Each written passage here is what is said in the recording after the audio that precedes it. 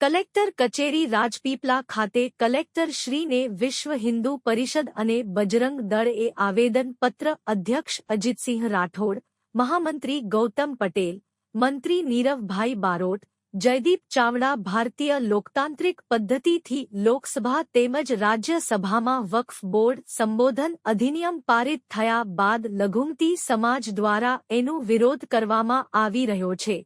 ખાસ કરીને એના વિરોધમાં પશ્ચિમ બંગાળના મુર્શિદાબાદમાં હિંસક પ્રદર્શન થઈ રહ્યું છે, જેમાં હિન્દુઓ પર હિંસક હુમલો થઈ રહ્યા છે, સંપત્તિઓ લૂંટવામાં આવી રહી છે, હિન્દુઓની હત્યાઓ થઈ રહી છે, જેના કારણે હિન્દુઓ પલાયન કરી રહ્યા છે। આ ઘટનાના વિરોધમાં વિશ્વ હિન્દુ પરિષદ નર્મદા કલેક્ટર કચેરી ખાતે મોટી સંખ્યામાં સમસ્ત હિન્દુ સમાજ ઉપસ્થિત રહી પોતાનો વિરોધ વ્યક્ત દર્શાવી મહામહિમ રાષ્ટ્રપતિ મહોદયાને સંબોધિત કરી આવેદનપત્ર આપવામાં આવ્યું।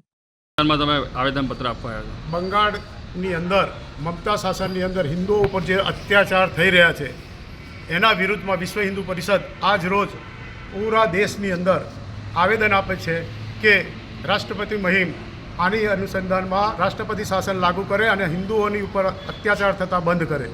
એના માટે આજરોજ અમે કલેક્ટરશ્રીને આવેદન આપ્યું છે। દરેક જિલ્લાની અંદર આજરોજ આવેદન અત્યારે 11 વાગે આપવામાં આવ્યું છે। ઉગ્ર આંદોલન કરીશું અને એનો વળતો જવાબ અમે પણ આપીશું। તમારું નામ? ગૌતમભાઈ પટેલ, મંત્રી, વિશ્વ હિન્દુ પરિષદ નર્મદા જિલ્લો।